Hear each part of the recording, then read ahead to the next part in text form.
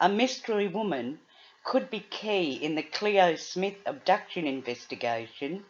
After the little girl told investigators a female would come to her accused kidnapper's house to look after her.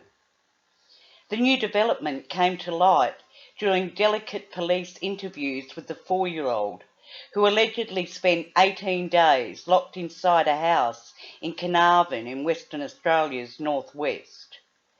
Cleo allegedly told investigators the woman helped to dress her and brush her hair. Detective Senior Sergeant Cameron Blaine, who was one of the officers who found Cleo, flew back to Carnarvon on Monday. Police are remaining tight-lipped about the new information, but Detective Blaine has urged anyone who had contact with the alleged abductor, Terence Kelly, to come forward. For a 6th straight day, forensic officers have combed through Kelly's house, gathering evidence for laboratory examination which could indicate the presence of another person. A Bratz doll, crayons, pens and markers was seen being bagged as evidence, and a mobile phone was also found at the property. It comes as audio has emerged of an Aboriginal elder who raised Kelly. She says he was thrown away by his drug-addicted biological mother. The audio was discovered in snippets of oral history archives in an interview she gave in May 2019 for the State Library of Western Australia.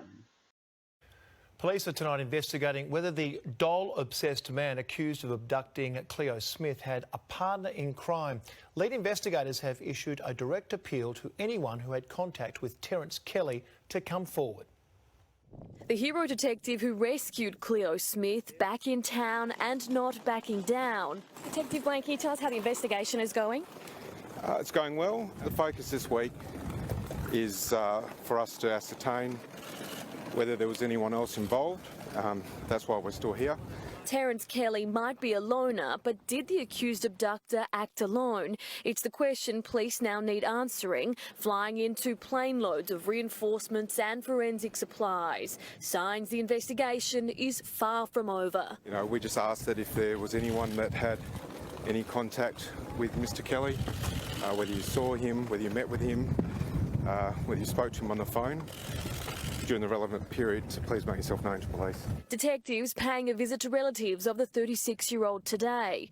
And coming forward already, a painter hired by public housing who's told investigators the accused abductor claimed to have a young daughter after he spotted the doll-decorated room. And new detail now on how police zeroed in, first suspecting the 36-year-old of visiting the Blowholes campsite at least once to sell cannabis. Alleging a nearby phone tower was then found to have detected Terence Kelly's phone 90 minutes after Cleo's mum last saw her. I had this little boy, beautiful little boy, Terry, and a 2-year-old jet black curly hair. Beautiful no longer a word linked to Terence Kelly as audio emerges of a 2019 interview with the woman who raised him. A little boy, his mum didn't want him, and she threw him away, and she said, well, you want a little boy to look after, Auntie Penny. From once unwanted to becoming the most wanted man in the country for 18 days. And Mia Edgerton Warburton, the hero detective, has returned to the home where he rescued Cleo. Michael, Detective Senior Sergeant Cameron Blaine visited the home this morning. It's the first time we've seen him here since he rescued Cleo early Wednesday. Now, he paid particular attention to a white mobile phone in a clear evidence bag, taking photographs of it. And as mentioned before, mobile phone data will form a key part of this investigation. But here on the scene, forensics to continue to pour through that home, removing a number of bags of evidence today. And as we know now, Michael, that work here on the ground will continue for a number of days to come. Still a long way to go. Mia, thank you.